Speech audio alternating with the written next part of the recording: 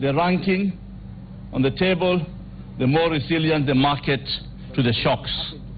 So you can see the countries that are resilient: India, USA, UAE, and partly of Europe. And then you see the countries that are not resilient, very sensitive, reacts: UK, Belgium, France, Italy, including our neighbor Tanzania. Then we move to what is the perception of this country. The next slide. We did a survey and we found this is just a perception of Kenya. Terrorism, safety is key, insecurity, Al-Shabaab, Ebola, roads, all this, airport jam, yellow fever, mosquitoes, traffic. All these are perception that Kenya is like this. But when a client comes here and now leaves, and we did an exit survey. The next slide. Again, this is what they hear. Beautiful people, friendly, Africa in the natural form, potential, nice people, the climate, diversification. They use the word fantastic. They use the word exotic and lovely. Excellent. This is what, when they come here, and I want to salute all of you, the stakeholders, this is your result. After you serve the tourists, this is what the people feel after leaving this country. Then I give you here what has happened in the last January to June this year. Already we have an increase of 13.8%. Arrival at Jomo Kenyatta is 13.2%, and Mombasa Airport is 13.8%. So there is a steady increase of almost 14%. And then there is a 3% cross-border. I know it's not growing so far. I don't know why. We need to investigate why is it not growing cross-border. So there is a potential. I believe we can do a lot. And then the domestic market, a 56% increase in the domestic market. The problem is we are taking domestic market for granted. If we invest much more, all of us, both government and you, the private sector, by being innovative, I believe we can do a lot in this sector.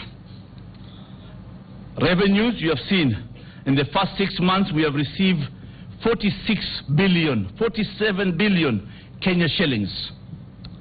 Hopefully, by the end of the year, we should clock 100 billion Kenya shillings. That will be almost $1 billion that we will receive as revenue. We'll break the record, but because of the exchange rate, you will see, that's why we are going to have that difference. Next, what has the government done since we came in the last 3 years? And more effective in the last 6 months.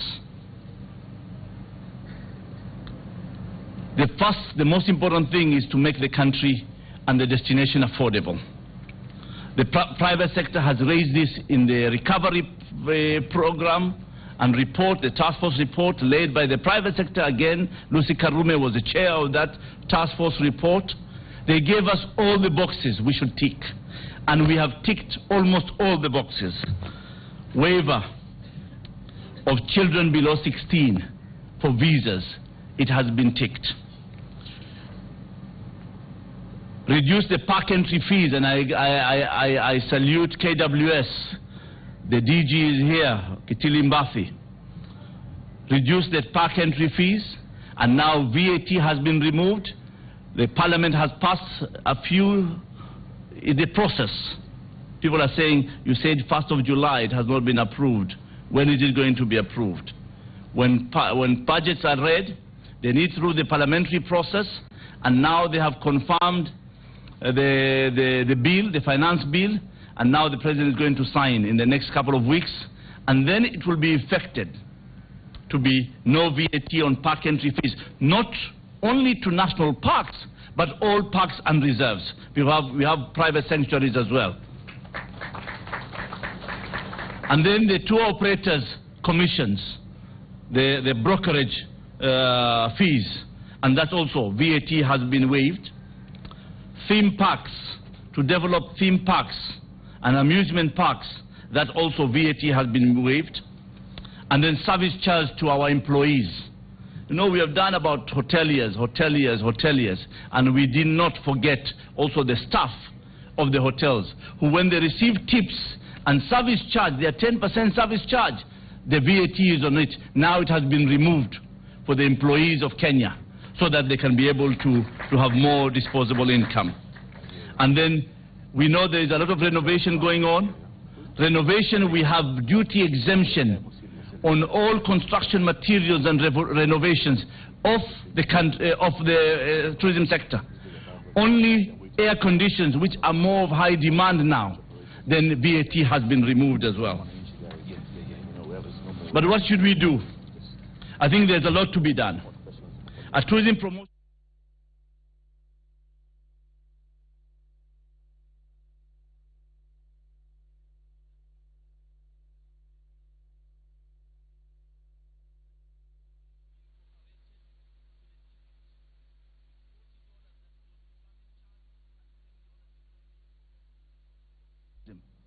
So it's not an additional levy. It's going to promote the country and have sustainable revenue for promotion and market. Because every day the private sector has raised that there is no stability in how much budget do we receive for promotion of this country. And that's true.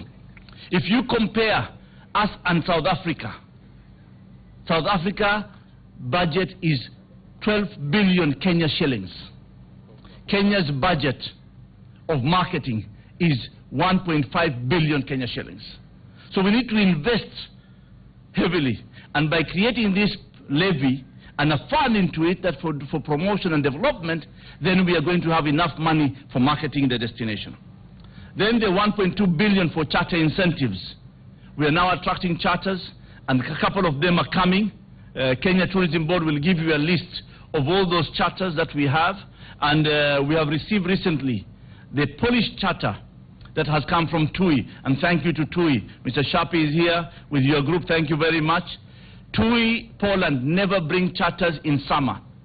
This is a first-timer that has been introduced to the sector. And we need to do more. Yeah, there are more charters who are lined up they have registered. And from winter, we are going to have more charters to 2018. Then we have established the Crisis Management Center. And now we are going to also establish the Tourism Protection Service that will coordinate the Crisis Management Center and work with the private sector and KTF so that we can be able to appreciate how to handle crises when they happen in tourism. Public relations and marketing, I've said how much money we have invested in KTB, and then the Make It Kenya logo that we have concluded and now handed over to Brand Kenya for them to brand the country with Make It Kenya. And I want to now bring you to the most important event that took place last week. TICAD and conference tourism. You have seen we have held TICAD, UNCTAD, WTO, MC10, GES, and UNEA. This is the executive board of UN. So we have the potential to do it. And everybody, and the Japanese Prime Minister was asking me and telling me, did you build this building, KICC, for TICAD? I said no. This building was built 40 years ago, 45 years ago.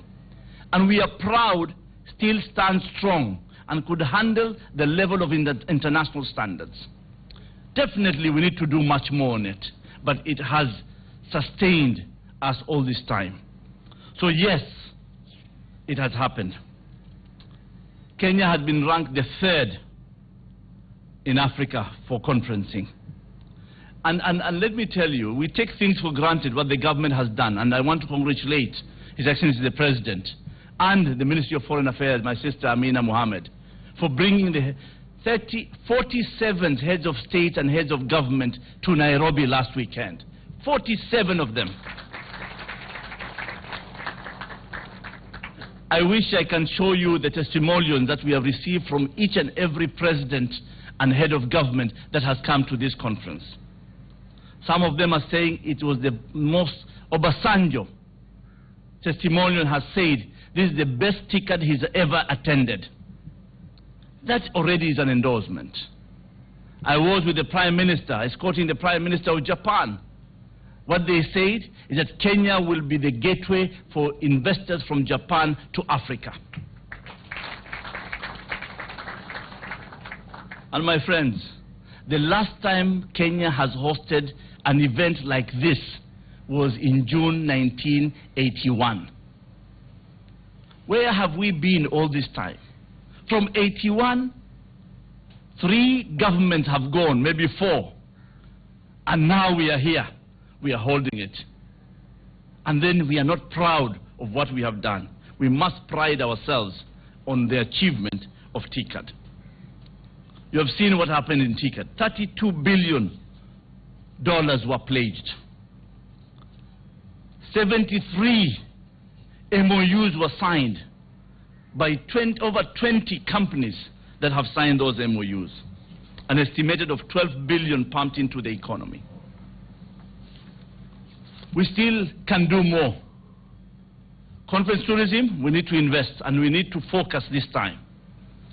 And I don't believe in, I believe in dreams, but when they become too big dreams, they don't take off, because then it become too expensive to invest into it. What we are doing is that we are going to concentrate on KICC, do a refurbishment of KICC, do an extension of another server room to be built near Comesa ground. So it will be double stories and state-of-the-art and environmental-friendly facility, so that we can be able to have more meeting rooms to be held on KICC. We want to create opportunity for restaurants and cafes and bars where we can make the CBD to be more active and not a dead CBD like unfortunately what we had in Joburg downtown. We want Nairobi to be active, and that is what we want to do. But definitely we need institutions to do these things, also to do the pitching of conference tourism. And I want to announce here, we are appointing a task force on 30 days work to give us a report of how we can be able to establish a convention bureau for this country, so that that convention bureau can be able to do the pitching not only for KICC, but also for Kempinski, for the Sarova, for the Serenas, for all those hotel chains who have facilities for meetings and conventions. And that is what we want to do. And we are appointing Tasnima Damji as the chair of that task force, and the rest of the team will be announced later. And then we have to also dream big. This is a stopgap measure where we want to activate the CBD. But if we want to compete like Kigali now is competing with Kenya, and Johannesburg and Cape Town and Sharm el-Sheikh, then we need bigger land. And I think we need to think seriously on Bomas. Originally, Bomas was designed that the government is going to invest into that project. Government priority is healthcare, education, and welfare of the people of Kenya. Government will facilitate a PPP with the private sector investing and driving that convention and hotel construction at the Bomas land. Is 80 acres of land that will bring us a state-of-the-art convention center. But much more needs to be done. What we need to do is product development. Product development is key. And more before product development, we need to reinvest in the current existing hotels, because infrastructure has been built. The hotel here at the coast region, they have been built and planned well, and the beaches are appropriate, but now they are old and tired. And I appreciate the investors and the people who own hotels here. Yeah? Because of volatility of the sector, you are scared to invest, or whenever you invest, then the returns are not appropriate. We are coming with a refurbishment fund that now we are under discussion with African Development Bank of $100 million to be established, and in the next few weeks we'll make the announcement.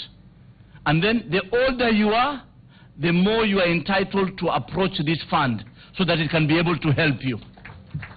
We are not going to fund new hotels with this fund. This fund is going to look at your age.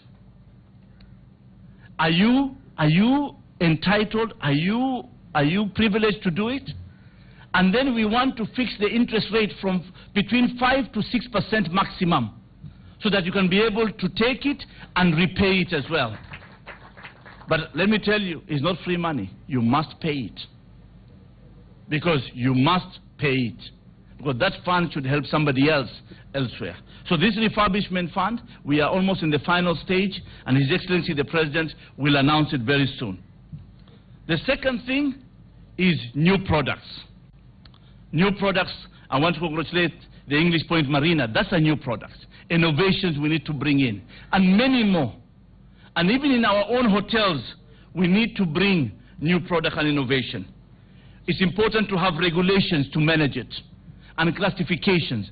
And please, we have now classified 88 hotels, 118 hotels we have classified. Some have gone down. We need to invest to bring them up, and we'll support you in that. Entertainment. We need to allow our youth in the arts and culture to participate actively in entertainment. And we don't want Juakali entertainment. We want entertainment of high standard, and I believe it can be done. Service, Utalii College, we have given them instruction very clear. Output of those students must be of high standard.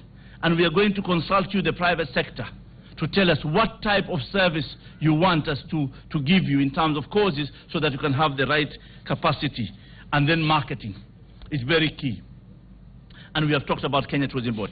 And finally, I think it's important for us to appreciate we have to come with new thinking, out of the box thinking. And I think we need to designate the beach destination as the Swahili Riviera. So we name it, we brand it, and we can be able to sell it. And then we government, we and the Ministry of Lands and National Lands Commission, we are identifying almost 10,000 acres of land, so that we can be able to build infrastructure and offer the investors to come in and say, this is land available, and this is the exemptions we are giving you. You come and build and create jobs for us and build a new tourism that we want to be proud of. So ladies and gentlemen, I want to thank you for coming, and I want to thank His Excellency the President for allowing us use this very important, distinguished house or State House for us to use it and dialogue. I can tell you, this is not a PR exercise. This is being frank with each other. But let's be objective with each other. It's not about pointing a finger to government.